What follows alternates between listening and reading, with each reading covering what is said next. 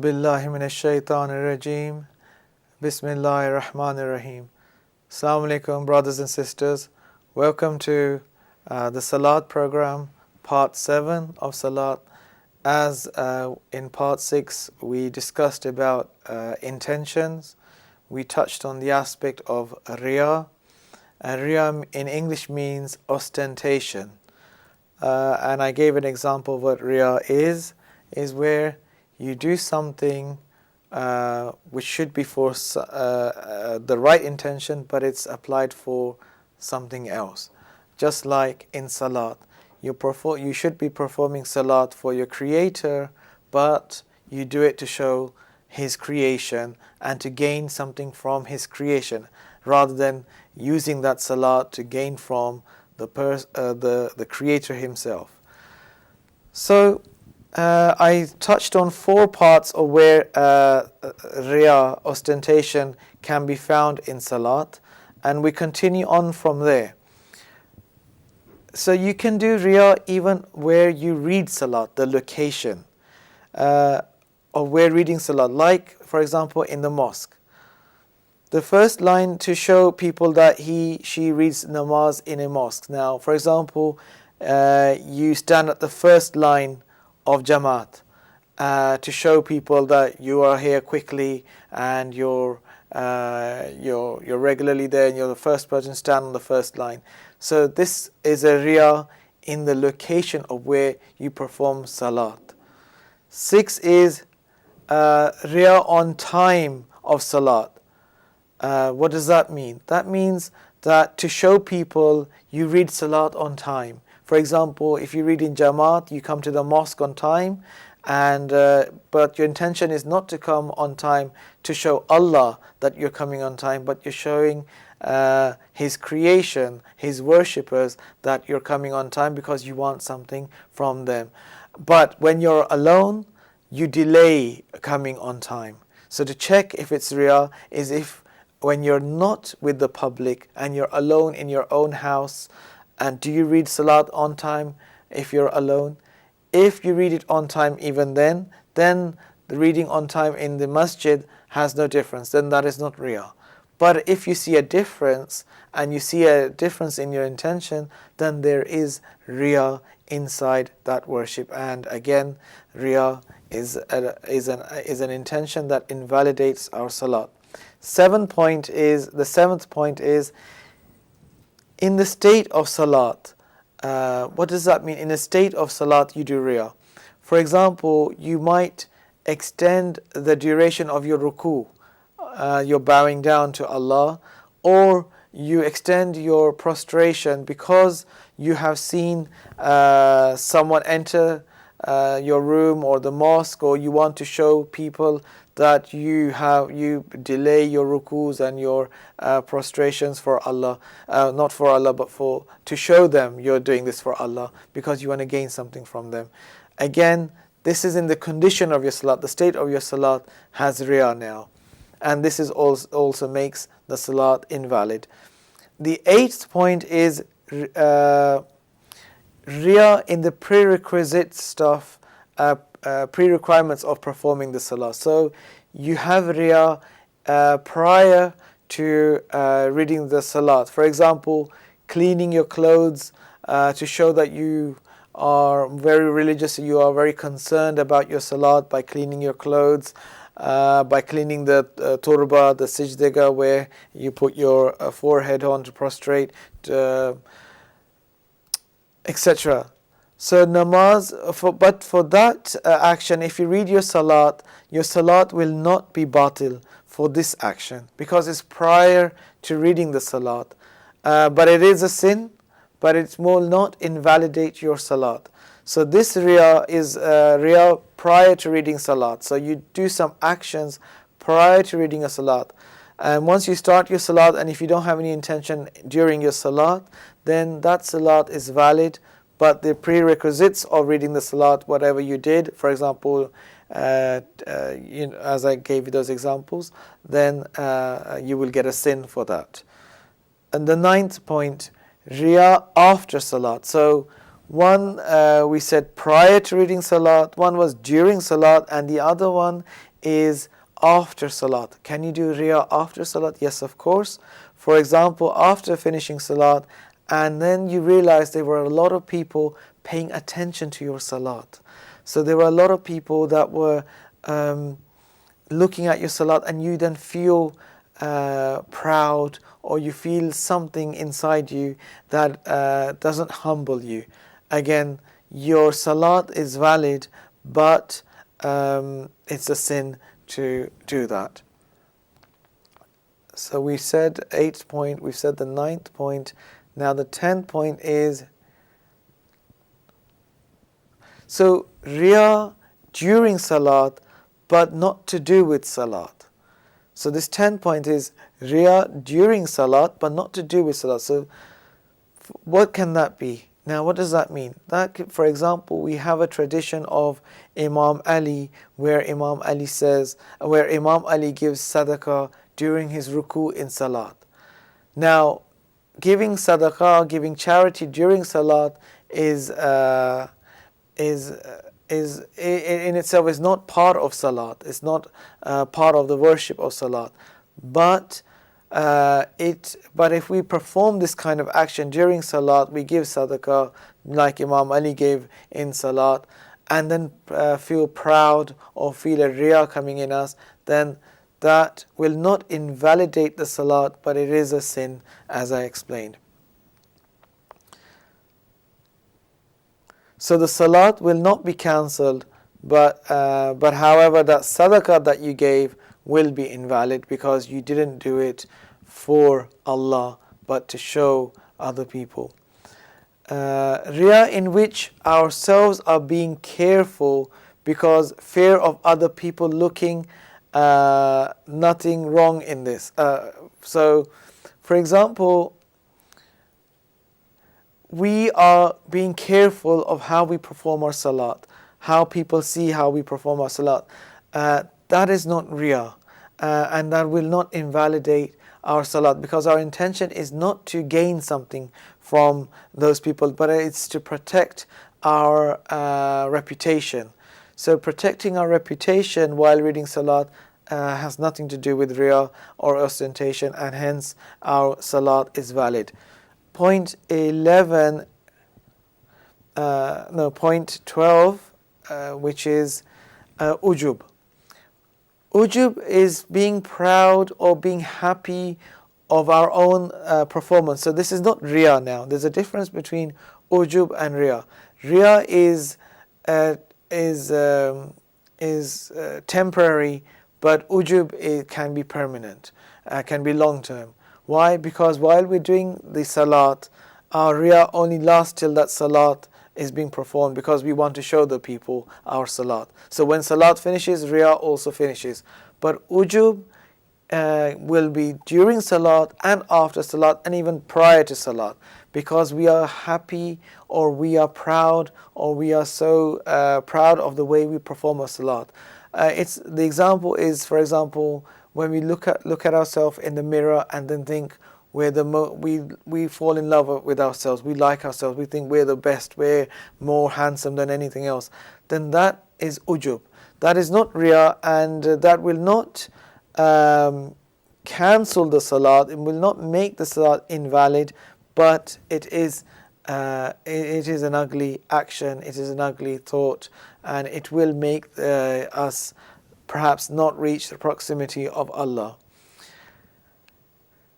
Now, for example, someone has, point 13 is if someone has put an allegation on us regarding our worship, then we perform our Salat to show those people that are trying to put an allegation on that individual. For example, if someone has put an allegation on you that you're not a good worshipper, then you do have the right to show them that you are a good worshipper by performing Salat in front of them, performing Salat in public. That is not Riya. That is you are protecting your honor, you are protecting your respect, and hence this is not Riya. because someone has put an allegation on you and you want to get rid of that allegation, then there's nothing wrong in doing this. To show other people to read salat on time is also not riyah if your intention is right. For example, you want to teach other people to read salat on the prescribed time, as we've been talking in the previous parts, that salat must be performed in the recommended time that has been given and should not be past its prescribed time. So if you're doing this for that intention, that is not riyah, that is also a good deed, and your salat will not be invalid. So these were the 14 points of how your salat can contain riyah. Most of those riyah actions do invalidate your salat, but other actions don't invalidate your salat. So how do you know you are doing riyah? How do you know that you are being ostentatious? Well, you have to check your prior amal to your current amal. For example, check your prior intention with the current intention. So, for example, if you go in sujood, in prostration, and then you feel that this prostration has riyah inside it, is not sincere, but you're not sure about this. So check your intention prior to that. For example, when you went in ruku. So when you went in the state of bowing down to Allah, see what was your intention during that time, and then compare it while you're in prostration to see if your intentions are the same. If your intentions are the same, then it's not riyah. But if it's different, then you will be able to judge if this was sincerely done for Allah or if it was done for some other thought, for some other intention, which then you'll have to rectify. How do you remove this riyah from yourself? How do you protect yourself from riyah? One riwayat we have from our prophets is that we should think about death. We should understand that in this world we are here temporarily. Therefore, whatever we do here is for the next world. And hence that would make us realize that we're not here forever. And then this action that we're doing is limited. Our time is limited in this dunya. Do we want to spend our time for people that will not benefit us, or for someone who will benefit us, which is our Creator? And hence, by remembering death more often, that will decrease riyah inside our nature, inside our fitrat. Now, a question is, do we have to make our intentions allowed prior to reading salat? For example, do we have to say, I read my salat to get close to Allah, etc., etc.? No, you don't need to do that. Your intention doesn't have to be read aloud. If you find it comfortable, you can. For example, you can say, I read 2 rakat salat fajr for qurbatan ilallah, for the closeness, or to gain proximity to Allah. You can do that if that makes you feel confident. But the real intention is that it should be in your heart. What does that mean? So for example, if someone asked you, why are you reading your salat? You should be able to quickly answer that I'm doing it for Allah. That should suffice. But if you're not able to answer that, if you're not able to say that, then the intention is not correct. And then you have to restart the salat again and make your intention with the right intention for Allah. So that should clarify. If you have to say those words, you don't have to say those words, but you have to make sure that you know what you're performing and for who you're performing. That should suffice. Now, riyah is an insult to Allah. So by being a riyakar, you are insulting Allah. And if you're insulting Allah, you are also insulting salat. And as I explained to you, if someone does that, if I or you or we have riyah in our salat, we are selling our ibadat, our salat for peanuts. So the value of our salat was the value of a diamond, for example. But we exchanged our salat for a few pennies, for a few pebbles, we exchanged it. So the comparison is, we could have got a diamond for that salat, but we got a few stones.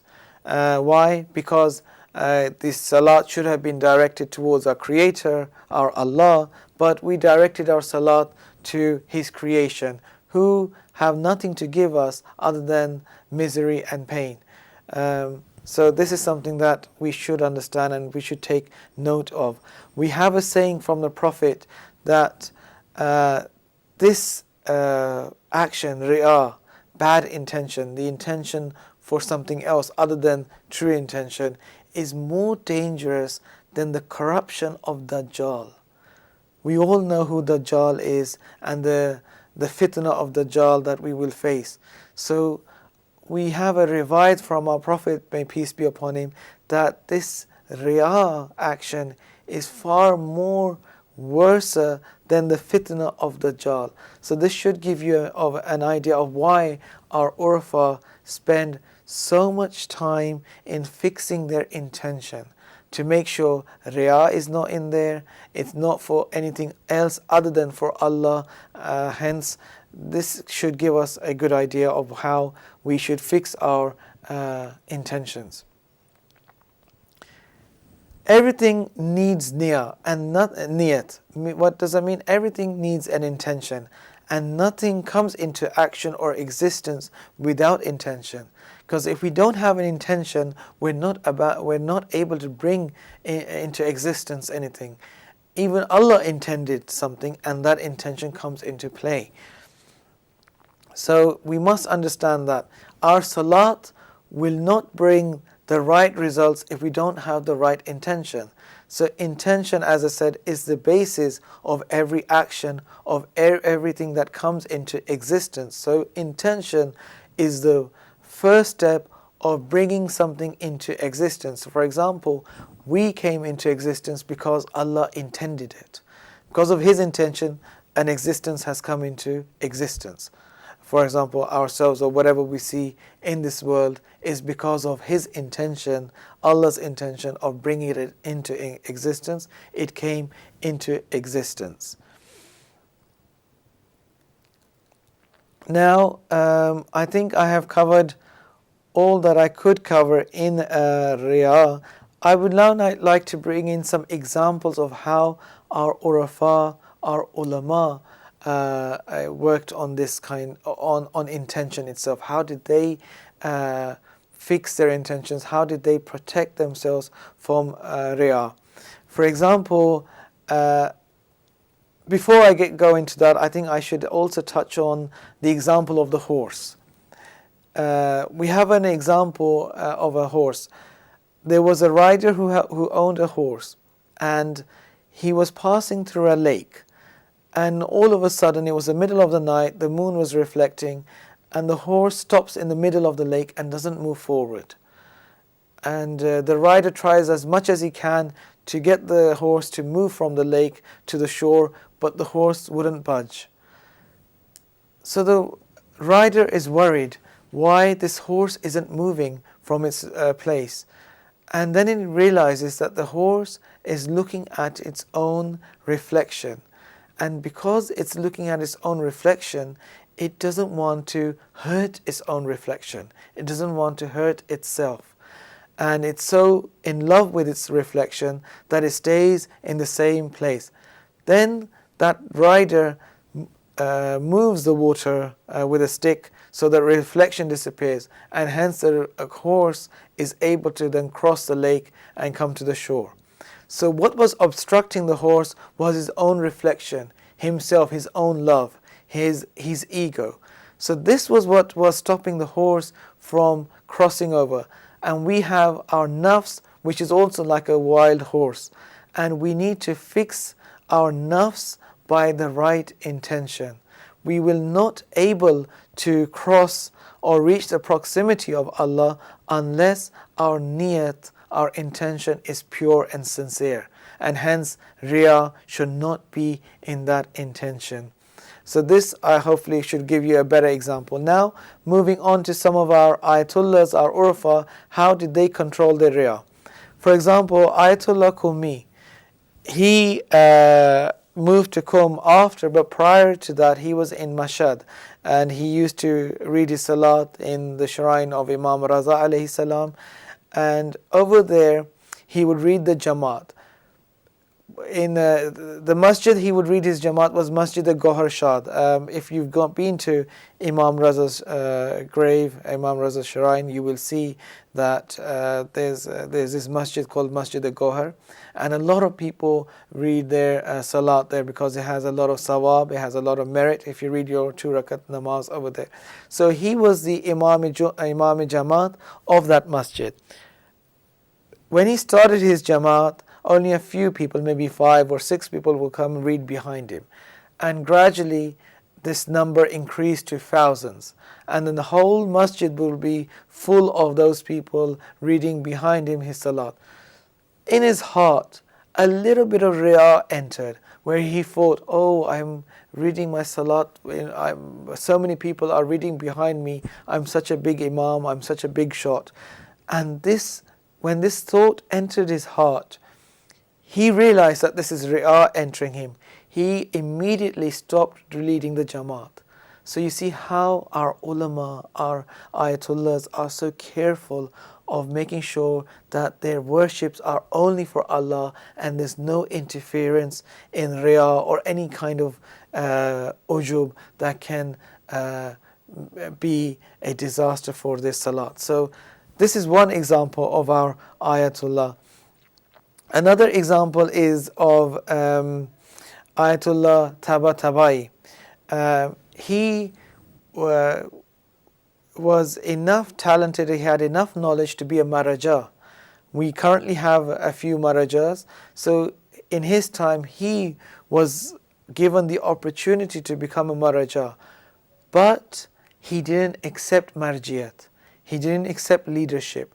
Why? Because his heart made a calculated and sincere decision. He realized that there are many marjas available to be marja, but the religion needs something else. It doesn't need another marja. It needs work in the Quran, tafsir al-Quran. So he focused himself in working on the Quran and rejected marjiyat. Now, that's why he's not so famous as other scholars that we have, because of him rejecting the marjiyat and accepting other responsibilities were just as important as marjiyat. But this goes to show how our marja, or those that want to be marja, would also decide in which to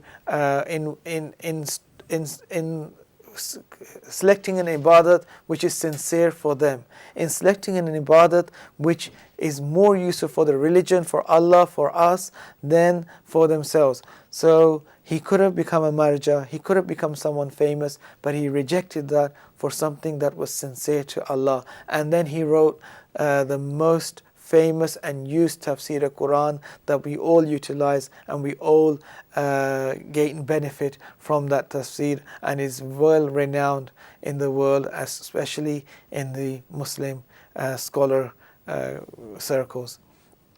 So this is another example of marja, of an ayatullah, an urafa, who how he protected himself from riya and how he tried to keep his sincere intentions.